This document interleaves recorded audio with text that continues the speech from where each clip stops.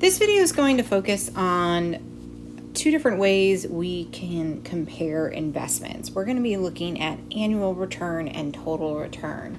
And the purpose of doing this is the amount of money you might make from an investment, like the annual yield, might not be consistent year to year. And so this gives you a way to sort of summarize the profit that you made or the return you got on your investment. There's some asterisks here, and we'll talk about situations in which maybe it's not the most accurate sort of telling of what's happening. But these measures are helpful in looking at things like stock markets or real estate investments, ones where the rate of return changes year to year and month to month.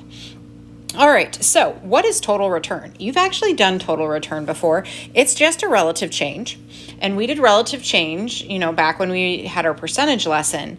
And so just a reminder, to find that, we take our new value and then we subtract out the starting principal. You might also want to think about your starting principal just basically as the amount you invested. And then the new value is sort of your future value. It's the amount you pull out. So we'll call that, your future value. And then you divide it by, the initial invested amount. And remember, this VAT number should be described as a percent. So we would take our output and then multiply it by 100 to get that percent. Annual return, we are basically we are imagining if it grew by the same percentage each and every year, what would that percentage growth be? And so to find that, I'm using variables here that were back in our simple interest formula, but just to sort of pull in some of these other ones that we've done, it's basically the future value. So, the amount you pulled out at the end divided by the amount you invested. And then we're going to raise that number to 1 over the number of years you invested for. And keep in mind, this whole thing then outputs your growth factor. So that's your 100% plus the percent it grew each year. And so that's why we have the -1 in the formula to take out that growth. And then don't forget, we do write this as a percent again. So we would want to multiply by 100. Okay, so we're going to do two different examples in which we practice finding total returns and future values. And hopefully by then we get a little better understanding about how to work with these. So the first one's looking at real estate. As I mentioned earlier, real estate's a good way to sort of use this. So we invested in a property in 2014 and we paid $27,500 for it. 9 years later, we sell the property. And so one thing you might look at is, what is your total return on your investment?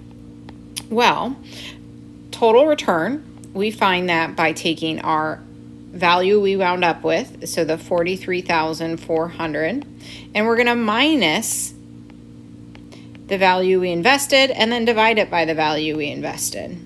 And so when we do that, we would end up with 0.5782. But I don't want my number like this. I want it written as a percent. And so we would describe the total return as 57.82%. And it is an increase. This investment made us money. It is possible that you lose money with investments, especially real estate or stock markets. But in this case, yes, your investment did grow. So we would say a 57.8% increase. Now, if I wanted to imagine over the course of those 9 years that it grew the same percentage each sort of year, if I wanted to give a rough, exponential function model for this situation, I can then find my annual return. And so to find my annual return, I'm going to take my value at the end of the investment and divide it by the value at the beginning of my investment. And then I'm going to raise it to the 1/9 power.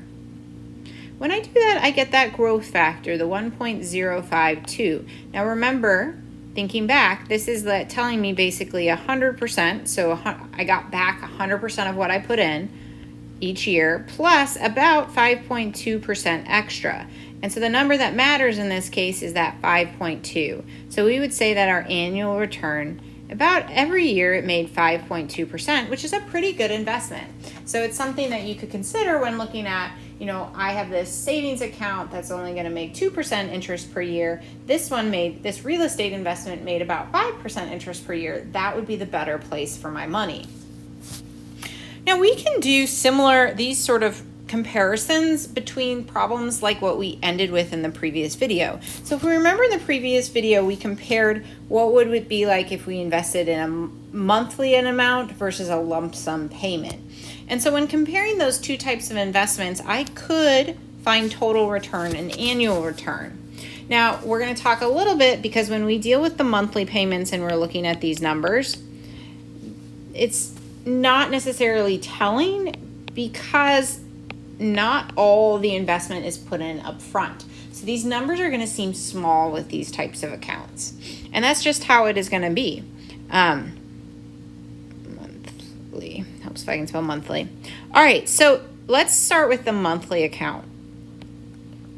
If we remember, in the monthly account, we paid $312.44 per month for 18 years. We wound up with that $150,000. So if I'm doing my total return, I would take that $150,000.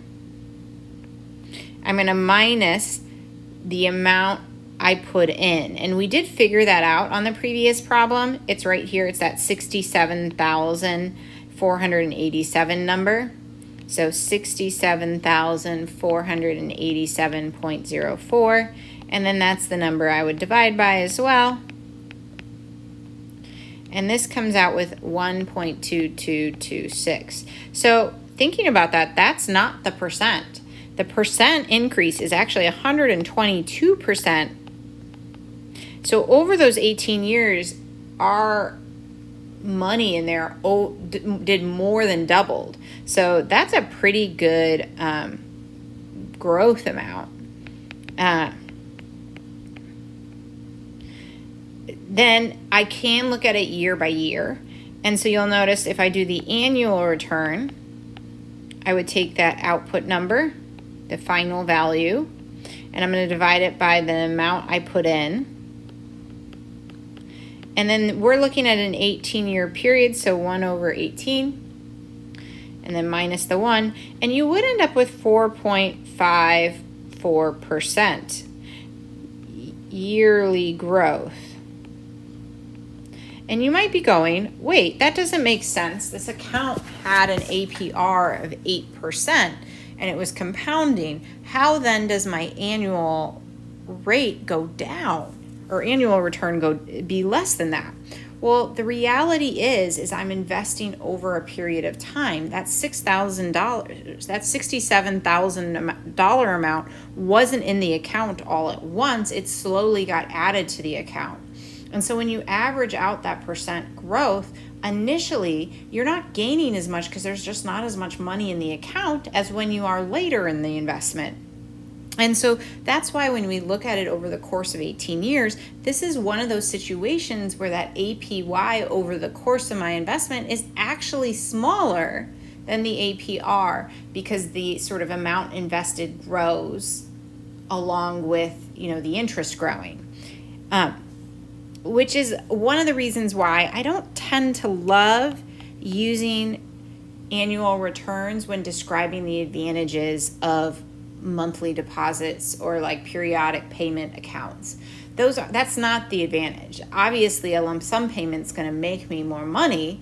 The advantage is that I have $300 that I can spend every few weeks, and I can put into an account where I might not have that $67,000 up front. Because if I do the same calculations for the lump sum payment, what you're going to find is that the profits are huge. So for the total return, we have our, amount we ended with. And remember, we only put in $35,000. And so when you go through and do this, what you find is that there's a profit of 320.06%. So it's a huge growth, because again, it's sitting for 18 years. but you had to have had that $35,000 to begin with. So that's always my little asterisk, because if I just look at the math numbers, I go, well, of course I want to do the lump sum investment. But I always have to stop and ask myself, is that realistic? Do I really have that sort of money to just put into a bank account right now? And I can also look at my, annual return. And what you'll notice here with the annual return in the lump sum situation is that the number is going to be very close to the APR, but should be a little higher because we did invest it all up front. And so over the years, that interest is accumulating. And so we did end up with 8.3%, which was about 0.3% higher than what the original APR value was. Hopefully this gives you a little bit of, here's some ways to look at the effectiveness mathematically of different forms of investments. My only warning is keeping in mind using a little bit of common sense when you're judging the value of those investments, because not all of them are necessarily realistic.